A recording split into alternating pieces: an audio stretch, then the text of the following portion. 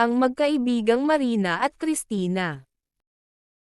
Isang araw sa isang malalim na kuweba ay sinabi ng hari sa kanyang mga alagang hayop. Aking mga pinakamamahal na alaga, sa araw na ito ay nais kong magbigay ng pagsusulit sa inyong lahat. Ito ay paunahan kayong makarating sa kabilang bundok malapit sa ating palasyo, manggagaling kayo rito at paunahan kayong makarating roon. Kung sino ang unang makararating sa bundok ay may naghihintay na pabuya at makakasama ko sa loob ng palasyo. Handa na ba kayo? Ang tanong ng hari. Handa na po. Handa na po. Ang tugon ni Marina at Christina. Alam mo ba, alam ko ang naghihintay na papremyo sa bundok.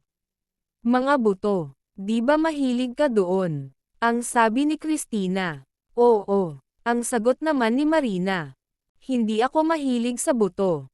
Ang gusto ko daga. Kung daga iyon ay uunahan na kita. Ang sabi ulit ni Christina. At dahil doon, papayuhan kita, may alam akong shortcut papunta sa bundok. Gusto mo bang malaman? Ang tanong ni Christina. Talaga? Saan? Ang sagot naman ni Marina. Pumunta ka sa iyong kanan at diretsohin mo iyon hanggang sa may makita kang napakalaking puno.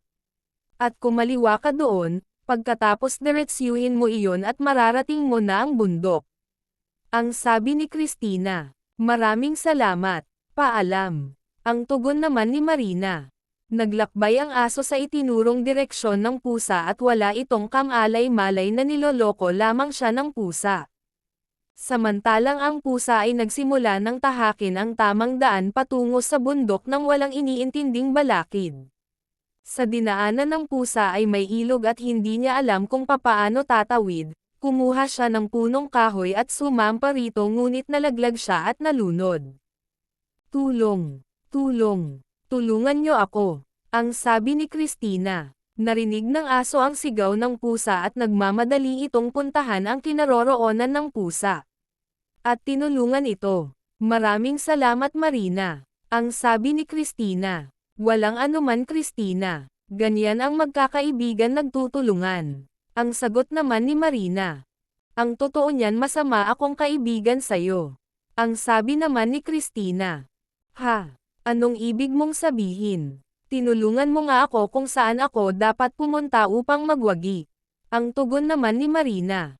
Ang totoo niyan nilihis kita ng landas. Hindi doon ang daan patungo sa bundok. Ang sabi ulit ni Christina. Gusto kitang iligan nang sa gayon ako ang magtagumpay sa pagsubok ng ating hari. At ako ang mapili na tumira sa palasyo at hindi ikaw. Dagdag pa ni Christina. Patawarin mo sana ako. Ang pagmamakaawa ni Christina. Hindi ako naging matapat at totoong kaibigan sa iyo, hindi ko dapat ginawa iyon. Dagdag pa nito. Pinapatawad na kita. Inamin mo naman ang iyong pagkakasala ngunit ipangako mo sa akin na hindi mo na ulit gagawin ang bagay na iyon. Pangako, ang tugon ni Christina. At sabay na tinahak ng dalawang magkaibigan ang daan patungo sa bundok at sabay nila itong narating. Magaling. Napagtagumpayan niyo ang aking pagsubok, at ito ay isang pagsusulit kung gaano katibay ang inyong samahan. Natutuwa akong hindi nyo ipinagpalit ang inyong pagkakaibigan para lamang sa isang pabuya. Dahil dyan dalawa kayong titira sa aking palasyo. Masayang nagyakapan ang magkaibigang Marina at Christina.